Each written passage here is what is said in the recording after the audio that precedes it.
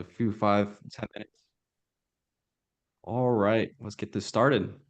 All right, June 12th, we have Barb joining us to ask us if you are a chameleon or a peacock, and which should you be targeting?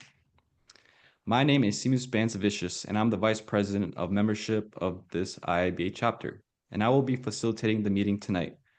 I'm excited to see today's presentation and to learn more about Barb's discussion. And I am also a certified Scrum product owner with over 3 years in the business analysis field with experience in e-com, AI automation, and coaching. For those of you who are new to the IIBA, the International Institute of Business Analysis, it is the global governing body for business analysts. With about 30,000 members, 120 chapters worldwide, and 7 certifications. We are excited about making the world better, one business, project, and life at a time. What would you say the benefits of joining the IBA? Well, you receive training from chapters around the world, free access to 11,000 excellent books, including the IIBA's Business Analysis Body of Knowledge, webinars, and more. We also have networking opportunities in a wide variety of formats and discounts on certification exams. If I told you that the IIBA has 120 chapters worldwide, this is the Tampa Bay, Florida chapter, and this is our board. These are the folks who work behind the scenes for your benefit. We appreciate them working so diligently to keep us all going. And our chapter strives to build a thriving community of empowered business analysts with our mission and vision. The members of the Tampa Bay, Florida chapter are not limited to those who live in the state of Florida. In fact, our members live all over the world. If you do not have an IIBA chapter, Tampa Bay is your chapter. If you want to join us, reach out to us on LinkedIn. We'll always be available to talk. Now, why would you choose to join the Tampa Bay chapter?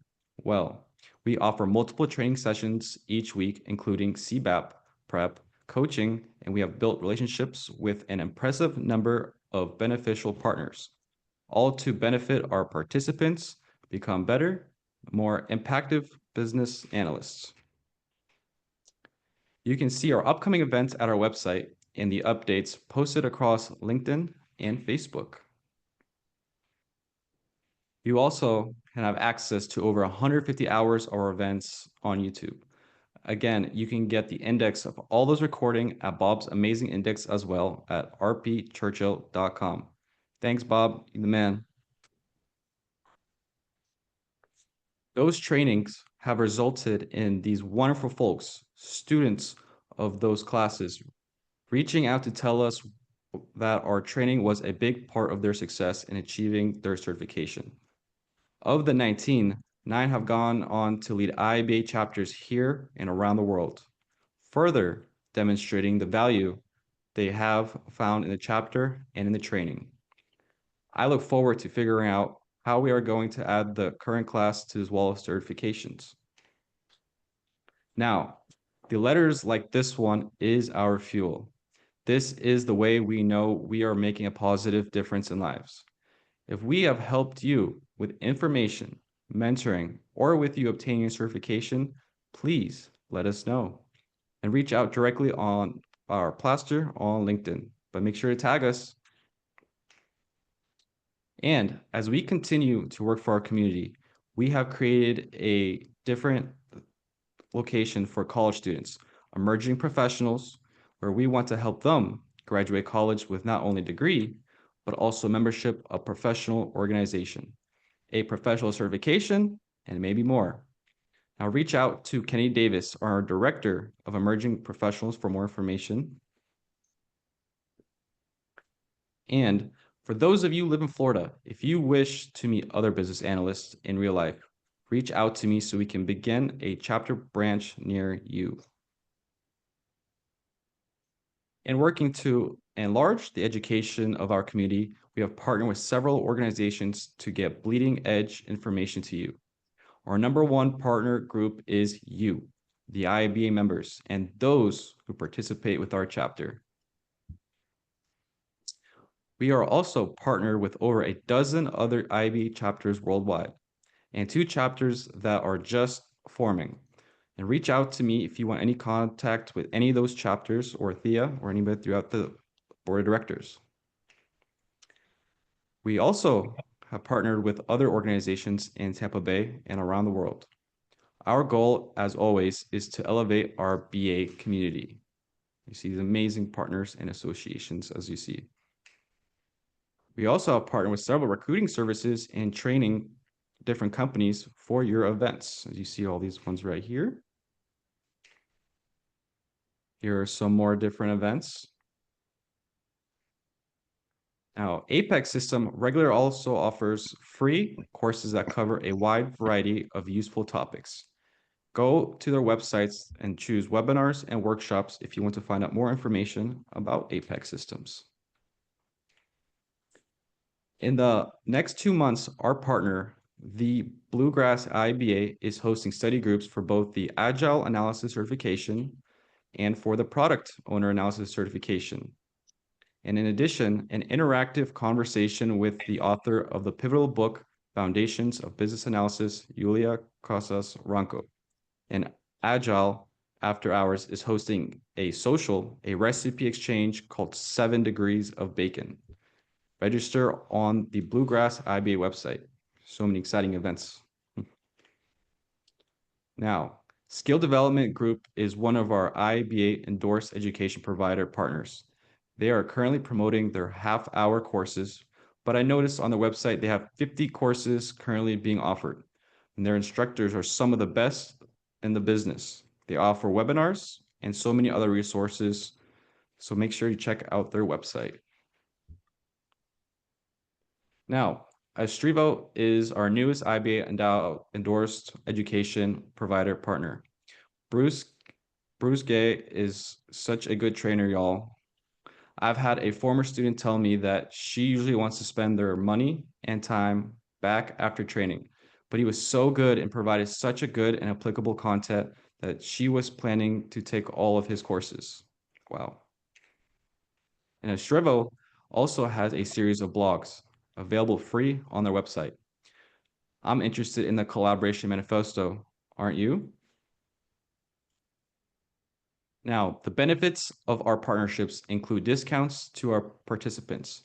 Watermark Learning offers you a 40% discount using this code. This means you can get unlimited access to 1,200 CBAP practice test questions with a 40% discount. And Educate 360, the parent company for the Watermark CBAP practice test question that we have used for many years and has lots of free resources available on their website to use as well. Now, the Adaptive US offers a 20% discount to Tampa Bay participants on all the live classes and on-demand courses, excluding the IIB exam vouchers. Adaptive does have an impressive guarantee. If you take the certification course and don't pass, they will pay for you to retake it. That is standing behind their training. It really is. With that, Adaptive US specializes only business analysis. They also have a huge bank of BA articles that you can pursue and also be able to learn more. Here is the IIBA news that you need to know. Those of you working to earn your ECBA, the entry certification of business analysis, it will get a bit harder on July 22nd. If you can take it prior to that date, it would be smart. Now, address the elephant in the room. We know there are jobs out there, and we know where talent is. Reach out to Thea, and she will play matchmaker to get qualified individuals on your desk. Now, to do something tangible and help the community, Thea created an open group on LinkedIn where she posts dozens of jobs there daily. From her network of 16,000 connections, as well as emails, you are invited to add your jobs as well or pursue as you finish. With that as well, LinkedIn added a new feature where you can start seeing more recruiters and be able to connect with them. This afternoon, our president, Thea Sohorn, and a recent guest, Jody Huss, presented at the BBC conference in Phoenix, Arizona. So I'm taking over for her, and I'll be running the show for the next Thursday meeting as well. Now, as we start getting into the discussion, we're going to give a quick bio about BarbMonson and how to stand out at work in today's competitive workforce. The ability to blend in and stand out is critical, but striking that balance isn't easy. In this session, Barb Monson shares a candidate relatable look at how she transformed from the world's most unlikely leader into respected voice at the table, and attendees will learn actionable strategies to increase their influence, advocate for themselves, and redefine what makes them truly valuable at work, and without compromising authenticity. Through practical examples and a fresh perspective on personal branding, you will be ready to own your own strengths, advance with confidence, and stand out for all the right reasons. Barb Monson is on a mission to make thriving at work the norm, not the exception. With 26 years in corporate leadership, including a seat at the CFO table, Barb combines real-world experience, a talent for uncovering hidden potential and connecting the big picture dots that drive real change. She helps leaders build workshops where people don't just clock in, they come alive. And for our future presentations, we have Heath Russ coming in to talk about creating significance workplaces that make people feel essential. Then we also have Joelle discussing about leveraging risk management practices and competencies to enhance business analysis project outcomes. And a few weeks from there, I will be presenting We're driving workforce transformation with AI automation with tools, tactics, and mindset shifts. A week after that, we have Heather, where she's going to be talking about business analysis and emerging technology. And for another exciting one we're having is an 8-week series where we'll be talking about the software development lifecycle, where we'll be walking in and at a high level with real smart projects. Now, for a presentation, we'll give it off to Barb. Fantastic. Thank you, Seamus. I'm going to try to share my screen while I'm looking for the right one. I have to say it's quite incredible the amount of events and information and education that you are providing for your membership. I've not seen anything this robust before, including other IIBA chapters. So this is outstanding, just outstanding. Can everybody see my screen, Chameleons and Peacocks? Yep. Fantastic. I can see some things I'm missing the chat, so I'll just jump in. I mean, Seamus gave me an introduction already. What I want to talk about today, this is actually one of my favorite topics out of all the things that I talk about, because this is at the individual level, and this is for everyone. You don't have to be in a leadership position. It could be just trying to be more visible or influential in the role you are. This is helpful if you're trying to look for a different job, but this is something that is for everyone. And as really more of a chameleon myself, I think the biggest takeaway that I want you to even think of up front is that we are not here for you to change who you are. If you are a natural chameleon or a natural peacock, I'm not trying to ask you to change to one or the other. Neither one is right. We're just looking for how do you enhance your visibility or your influence in the room that you want to be in. So that looks different for everyone, but we're just going to kind of walk through what that looks like. Sound good? All right. So I'm going to start you off with a little bit of homework immediately, and then we'll kind of get into it from that, because I want you to think about this in a different way. If you could just you don't have to drop it in the chat. You don't have to put yourself out there, but just scratch it down on a little piece of paper. What makes you valuable at work? I'll just give you a minute. Whatever the first thing is that comes to your mind.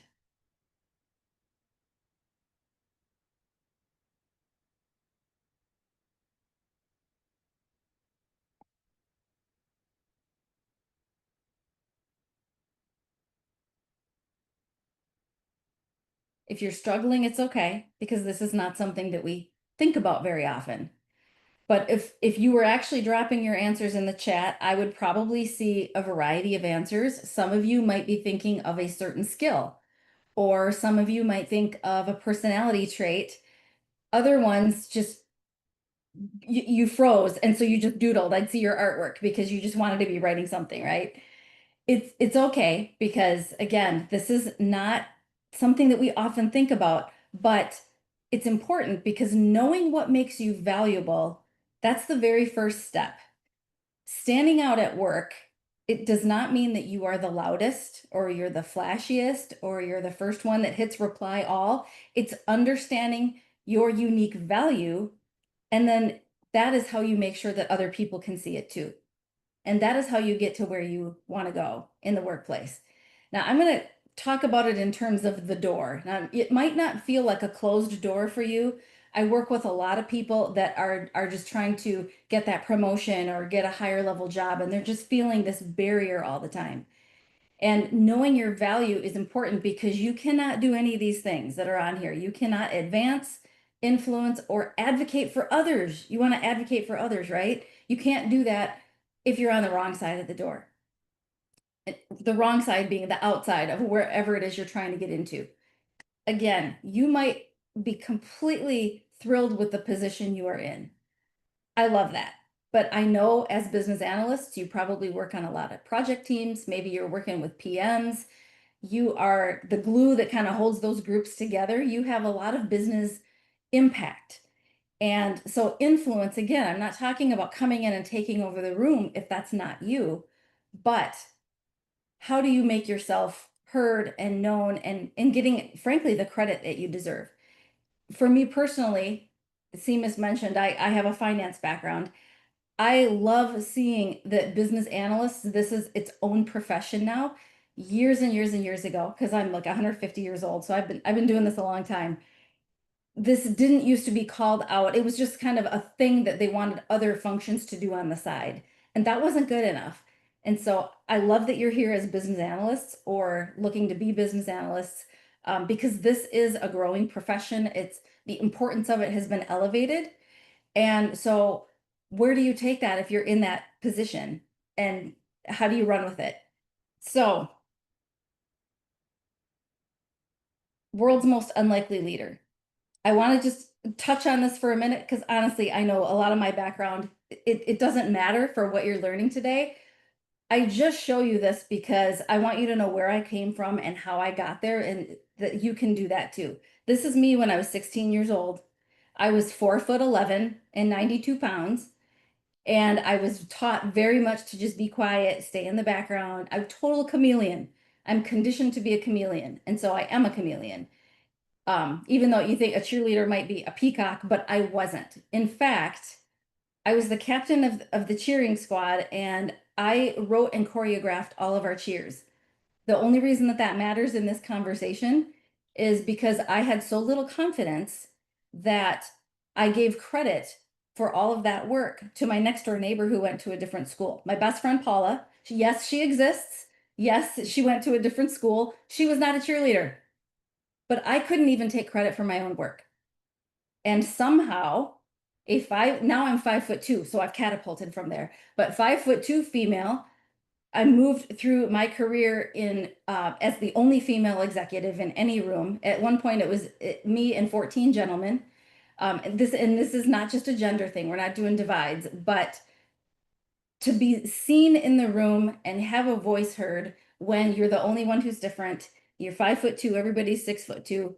If I can do this, you can do this. And so, we're gonna have you do it in your own way.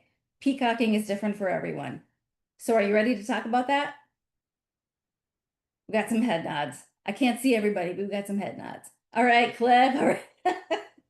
So, step one, we need to balance blending in with standing out. And again, neither one of these are wrong. They're actually both good things. You need to do both, and you need to know when. I would love to see if I can even find the chat at this point. If you are, get your inner peacock out a little bit and drop in the chat a C if you feel like you are more of a chameleon, or a P if you are more of a peacock. And I don't know if I can see the chat from here, but I don't know, Seamus, if you want to tell me what you're kind of seeing. Are people dropping more C's or more P's? I'm seeing more C's. More C's. Ah, you are Yes. my P. Everybody Well, said C. I might be the only one that says a P. Yeah, there's like 5 people. Oh, 6 people said C, 7 people said C, and I'm the only one with the P. Well, you're the P. There's a reason that you are the one who's hosting this then. So getting in the door, the proverbial door, it's, oh, look at Bob. Bob's the other P in the room. So balance, blending in with standing out. Like I said, they're both good things, but when they are done incorrectly, they both can actually be bad things. So for the minority peacocks in the room, blending in when done the right way does not mean that you are quieting down or dimming your light or changing who you are. Most of us, though, we have a tendency to blend in too much. So for those of you who are chameleons, if you are blending in too much, you're going to work like a dog, right? You're driving results. You want your results to speak for themselves, and you're working and hoping they notice, and they are not going to notice. That is one, it's a good thing to do. You want to do good work, but that doesn't stand in and of itself. Blending in too much just gets you more work. I may have experienced that myself. If you are standing out too much, and too much just only means you haven't done the proper preparation. And I'll show you what that looks like. You might actually get the attention that you deserve, but you also might be getting some negative attention that you don't deserve.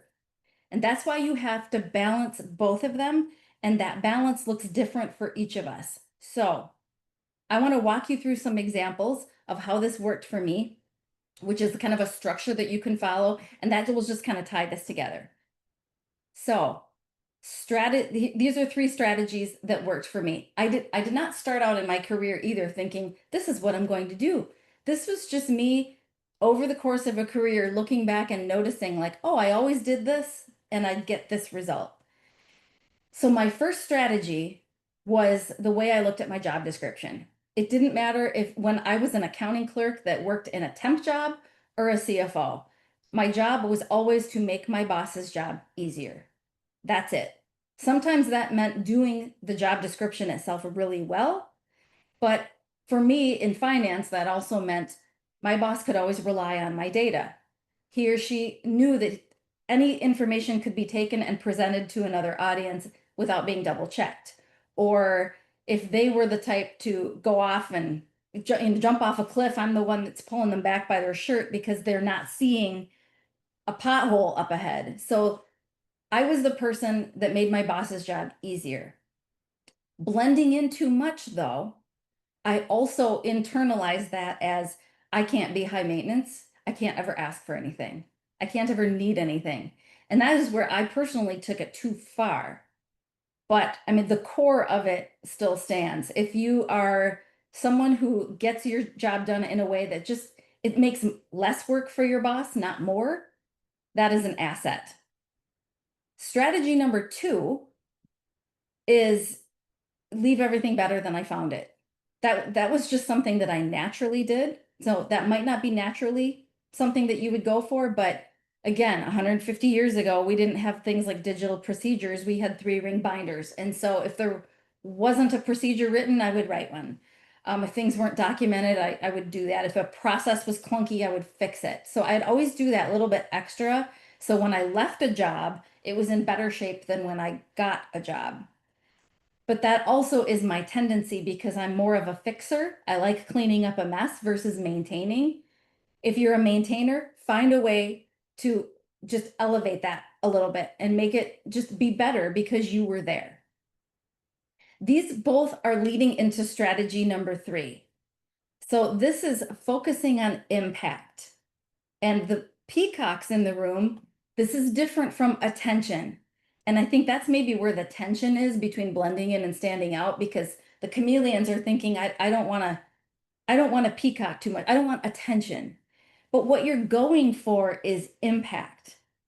And this is incredibly important, especially during performance reviews.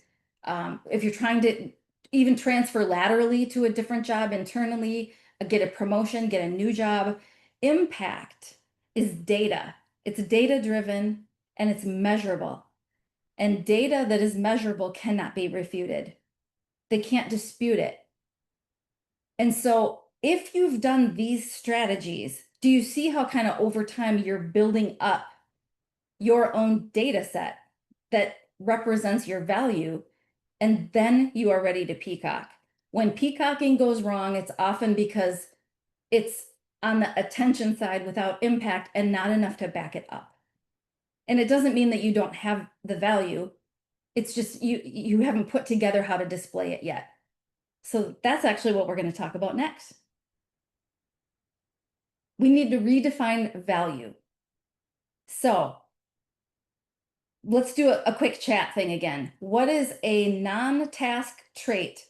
And this will make more sense in a minute, but just thinking on your feet, a non-task trait that you bring to your team. And maybe it's something you wrote down about value. Just drop it in the chat. And it could be something like empathy or resilience or humor or big picture thinking. Are we seeing any goods, Seamus? Not seeing anything. We got Cliff can analyze data very quickly at a glance. We got Okay. Carol for synthesize. Ooh.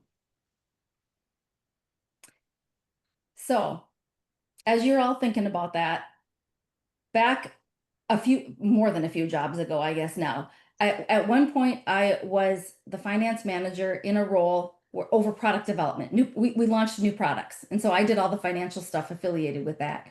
So my team reported up to a gentleman named Pat. And Pat also managed business development and treasury. And I was mid-career at this point and very, very task-oriented, very results-oriented, and those are great things, right? But that was how I saw myself, like what I physically knew how to do well. And Pat asked me one day if I would ever have any interest in moving over to his business development team. And I just said, well, I don't know how to do that because I'm thinking in terms of tasks, and those were tasks I had never done. And he looked at me funny and he said, but I see how you solve problems. That was my first indication that my value to the team had nothing to do with what modeling I did or what spreadsheets I knew how to do. It was my way of solving problems, and he needed that part of my brain in another part of the organization. So, do you kind of see the difference? There's the stuff you do every day, and if you're more of a chameleon, you might tend to think in terms of your productivity and what you get done. And yes, it's important to know what you do really well, but your value is the thing that you do no matter where you are, no matter what the task is. And it's a little squishier to get a handle on. We're going to walk through that though. So it's more intrinsic qualities. So this is a way to think through this. Know what you bring to the table outside of your tasks. Now, back a couple slides where we were saying, the job description, make your boss's job easier, leave things better, go for impact. If you're paying attention while you're building that up, that's you building up your chameleon to a peacock, you will already have it. Now, the other thing to keep in mind is value is not transaction based. And transaction, I mean kind of just those things that you're working on. And I know I told you to focus on impact, so I am backpedaling a little bit. All those fancy stats, that's still not your value. Those are outcomes. Those are outcomes, and you need those to be able to peacock. But your value is your ability to create those outcomes because that's repeatable. So does that make a little more sense? Phrasing it that way, hopefully. The third one is identifying your superpower. Now, this is like getting honed in on what your main value, your main thing that you bring to the table is. I'll share with you in a minute how we can do that. But I want to just first touch on getting scared and taking risks. So you are business analysts. I'm finance. I know they're not the same, but we all tend to be structured thinkers, right? And look at things that they kind of make sense. So again, I'm not creating gender divides, but women, the men in the room they're much better at this than we are. If you're applying for a job, statistically, men will meet 60% of the qualifications and feel comfortable applying. Women, statistically, 100% won't take a risk. And the gentlemen are getting those jobs at 60%. Now, that can vary by type of function. Sales, for example, everybody has 20% of the qualifications and they all think they have 100, right? So it depends on who you are and your style. But I'm sharing that not to create categories, but just keep in mind you can do more than you think you can, even if it doesn't look like it on paper. So knowing your value puts you in a position to be able to make those moves. So I don't have the link with me. I can provide it afterwards. One really fun way to do this, it's simple and it's fun, is the calling cards. You can even just pull up Amazon and put in calling cards and you'll see this deck of cards. And it's an exercise that you go through. It's a wonderful thing to do as a team exercise too, where you see what other people's kind of big superpowers are. But it has you narrow them down so you know what your main one is and your supporting ones. These are mine. I'm just going to show you mine so you can get an idea of what I'm talking about, and you can see how none of these have to do with spreadsheets. So my main superpower is bringing out potential. When I was in finance, I did that with systems and processes. I did it across the organization when I was more in leadership and always with my staff. And now I just exclusively do this with people. It's the same skill. I can apply it wherever I go. And I've done this deck of cards thing like on and off, but the first time I ever did it was 2010. And that main one has never changed. The other ones have flipped in and out a little bit. Like problem solving was really strong in there, but I don't need to now I consult with other people, so they have to solve the problem. I just coach. But excuse me. So it's more building relationships, but my ability to do these other things, building relationships, getting things off the ground, big picture, that allows me to bring out potential. So can you see how this, for you, would it be helpful for you to know what yours are? And then you might start to see, oh, that makes sense because when I'm doing this type of work that I do, or when I lose myself in my work, that's the type of thing I'm doing. And then you can see there's also types, social, structured. Some of them aren't even represented here because I didn't hit any of those. But calling cards, Amazon. I got to take a drink, guys. Sorry. This is I mean it's under $20 for a deck of cards. So you can do it as a team and it's great fun. All right. Now, I want you to look back at what you wrote down from the beginning about what makes you valuable at work. Just think about that and how it might be different now. So, raise your hand if you feel bold enough, chameleons. Raise, whether it's a virtual hand or wave, if you have trouble receiving a compliment. And maybe in the Tampa Bay area, that's not a thing, but I can tell you in Minnesota, we are very passive aggressive and very conflict avoidant, and we have trouble taking compliments.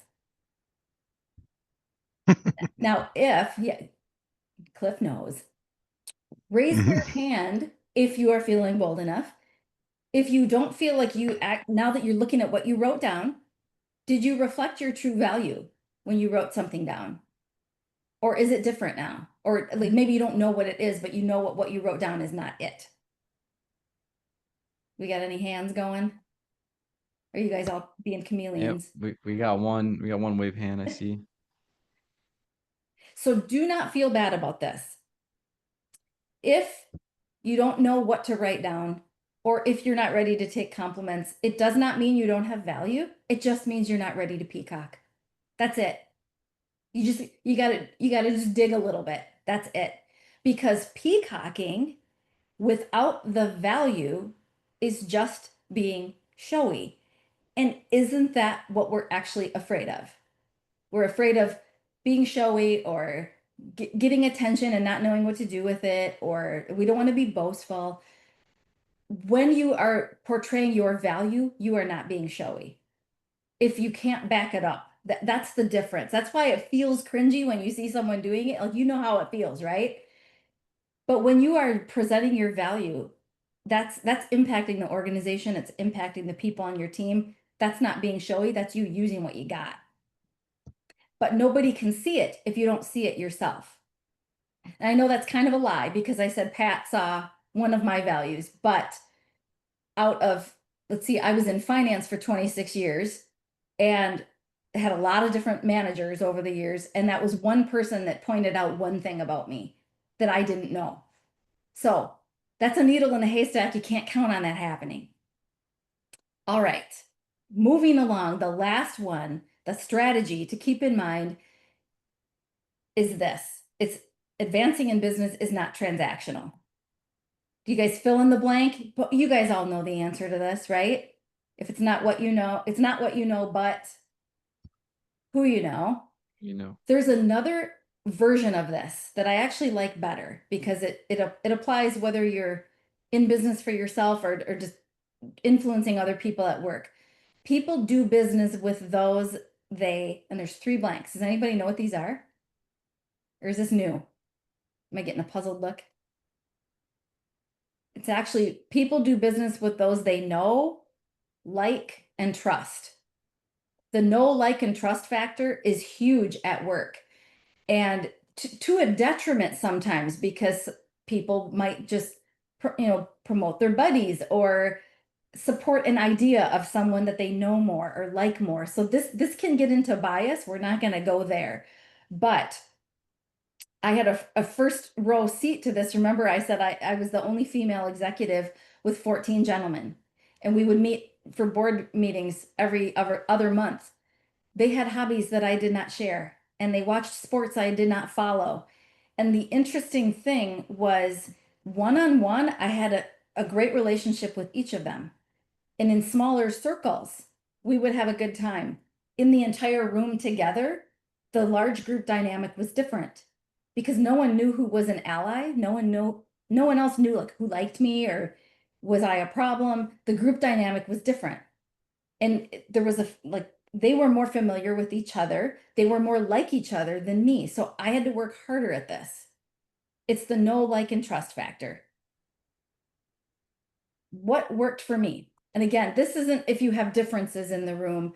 This is at any point you're doing those other strategies, but you also still have to know and be connected with the people that you're with. So strategy number 1 is just that, find the common connection. Again, I'm a huge proponent of not changing who you are. Be the chameleon. You have to know when to peacock, show your value. The way you do that will be different from Seamus, who's a natural peacock. His peacocking will look different from yours. So don't change who you are to fit in, but fit in enough so you can be effective at work. So what this looked like for me was I just decided these 14 gentlemen, I'm going to be interested in them. I'm not going to change who I am, but I'm going to be inquisitive, ask them about themselves, because one thing, being interested in them is just being a compassionate human. And 2, I'm not changing myself because I conduct myself that way in every other circle I'm in. So I just have to do it at work. So when this first occurred in a group setting, the chairman actually teased me because I didn't know who were Vikings, Minnesota Vikings football. They were big on football, and I didn't know who our quarterback was. And they teased me, and I said, instead of just being, embarrassed about it, I said, I'm actually more of a hockey fan, so I don't know the quarterback. And actually, when I was in my 30s, I used to play in a women's hockey league, and I broke my ankle. So, true story. I'm very clumsy. Um, it wasn't football, but it was interesting enough and some level of, oh, she has a level of athletic interest. That's a connection. It's not exactly the same, but I'm still being myself. Tiny connection over a ridiculous topic, but it worked. It was increasing my know, like, and trust factor. The second one is know how you are perceived, just even within that. So whether you're intentionally seeking out a conversation with someone or just kind of observe, how are you perceived in meetings? Or do you get interrupted a lot? Is no one listening to your ideas? Think about where are you struggling, and then it plays back into know, like, and trust. When you increase that, you could say the exact same thing a week later, and if your know, like, and trust is higher, it'll land better. You'll start to get advocates. So what this looks like, let's say you're interrupted in a meeting. Instead of getting frustrated or lashing out after the meeting, Cliff was there with me in the meeting. So I'm going to say, Cliff, would you mind giving me some feedback on how I conducted myself in the meeting? Was I not presenting myself well? Because I got interrupted, a couple times, and I just want to make sure that I make some adjustments. If I'm just not coming across well, you see how I put it all on me? Chameleon, right? But it's neutral. And Cliff might say, you know what? I actually didn't even notice that you got interrupted. So I can't really give you any feedback. Well, great. Do you think you could keep an eye out for that in the next meeting and then give me some feedback that time? And for all I know, now I'm starting to connect a little more with Cliff. Maybe Cliff might actually advocate for me in the meeting, like, hey, she was interrupted. Let's let her finish what she's going to say. Again, you don't know how that's going to go, but asking for feedback, because what you're presenting, you might want some feedback on how is that being received. Understand how you're portraying yourself. Am I hard to disagree with? Do I interrupt you? You never know. You never know. You have to be ready for the feedback though. And then the final strategy on this, it's kind of taken that step with Cliff a little further, getting an ally, asking for that feedback, getting an ally. It can be someone that you regularly go to, could be someone unlikely. Maybe they're a tough nut to crack. And it could be that person that is influential and you want them to see more of your work and you're not really sure how to do that in the meeting. So, hey, if you're walking to get a coffee, can I walk with you and share a few thoughts? And just start to let people know you outside of the room. Oh, wow, she's inquisitive. He has a great idea. He's really thought about this. She's curious. Start to just connect. And I know if you're working remotely, that's a little different. You're not walking to get coffee, but find ways to connect on a human level, because know, like, and trust is relational, and it has nothing to do with how good you are at anything. So that's kind of the real part of it. And that took me a really long time to figure out, frankly. I really wanted my work to speak for itself. So I just worked more, tried to do better. And that's never how it worked out. It's never how it worked out. So we're in the home stretch. Is everybody doing all right? Okay. I just wanted to put this here to remind you, there is no one size fits all. So for some of you, peacocking means we see your feathers a mile away. And that is okay if that is you. Some of you, it might be a bit more subtle. That's why we've got a lot of different representations here. For some people, it's just calm or quiet or looking engaged and maybe not even saying anything, but peacocking looks different for everyone. You have to find your version of it. It doesn't mean you have to suddenly start wearing really bright colors and talking a lot. So it's just putting together, knowing your value so that you can present it and operate in that value piece as much as possible. So when I understood that mine was bringing out potential, I intentionally sought out roles and projects where I could do that. So as a recap, you want to balance blending in and standing out. Don't stand out before you're ready, and you got to have the chops to hold it up, right? Otherwise, it's just being showy. Redefine your value. You really need to know what it is. I highly recommend those calling cards. It's just a great way, because none of it is being good at a specific task or thing. It's an intrinsic quality. And sometimes we don't spend enough time on our intrinsic qualities. And those are the things that actually move the needle. And then invest in relationships. Even if it's weird, even if you don't like that person, actually the person that you don't like is the person you probably need to spend a little more time on, because the more they become familiar to you, you will like them more. And that's just that. I mean, that's what we all want, right? So that's a circle that just keeps on working. So I know if you have time for Q&A, or otherwise, I don't know if you're closing, but I really do want to thank you for letting me just come in and splash all this at you. I would also love, my email is here if you have questions about this. If you didn't want to peacock during this and but I really have a question about this, or can you send me the link to the calling cards? I can absolutely do that. I love questions. I love helping. I will drop that in the chat along with my LinkedIn. I love being connected too. So if you want to do it that way and link in, where is the chat? I can't find the chat. There it is. Yep, Lori's got a Oh. question if you got a moment. Oh, we do. If I can, I'll try to copy paste that stuff while we answer questions. Absolutely. Oh, am I supposed to take Lori off? No. Oh. I'm sorry. Just getting off mute myself. Thank you. That was very educational. Great. And I wanted it to kind of maybe put a different spin for some of the people that are a little hesitant about jumping straight from a chameleon to a peacock.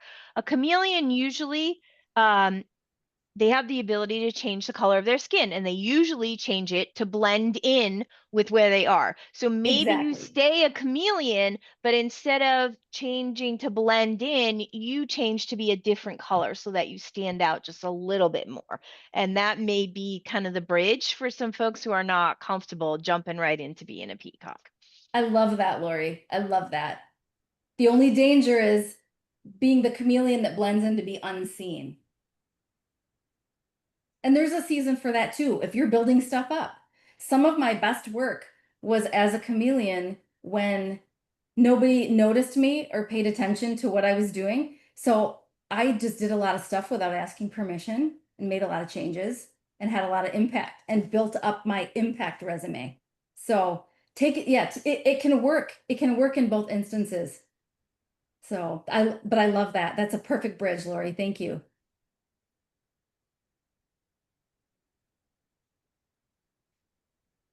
Any more questions for anybody? I don't know. I didn't raise my hand, but I kind of do both. I change depending on the room and the audience. So, it just depends. So Cliff, do you wait to kind of read the room? Yes, very much so. Yes, I think I'm with Cliff on that one. I definitely read the room before, how to portray myself. I just want to see how everybody's doing first. I would say That's it's its own paid off. skill. That's actually a really Mhm. good skill to have. Yeah. It's hard to do on virtual calls, but getting better at it. It is. Well, if you do think of additional questions, my LinkedIn and my email are in there. Send them my way. Happy to answer stuff on the down low too. Awesome, awesome. And if you notice, Barb, I tag everybody when I post, so you'll be in our post. I'll see more of you, Cliff. Oh yeah, definitely. I love it. All right. Awesome. I've actually had to scale back because I'm hitting my 30,000 connection limit, so I had to start removing people. Uh-oh. Everybody go refriend Cliff. Nobody on this call, but in the early days, we used to connect to just connect. Sometimes you have to shield those to bring value. Well, gee, we're going to quit early, but Esther, I'll be able to get the study group started for you in just a minute. And just so you know, Barb, we have our certification group that goes for 2 hours after this one.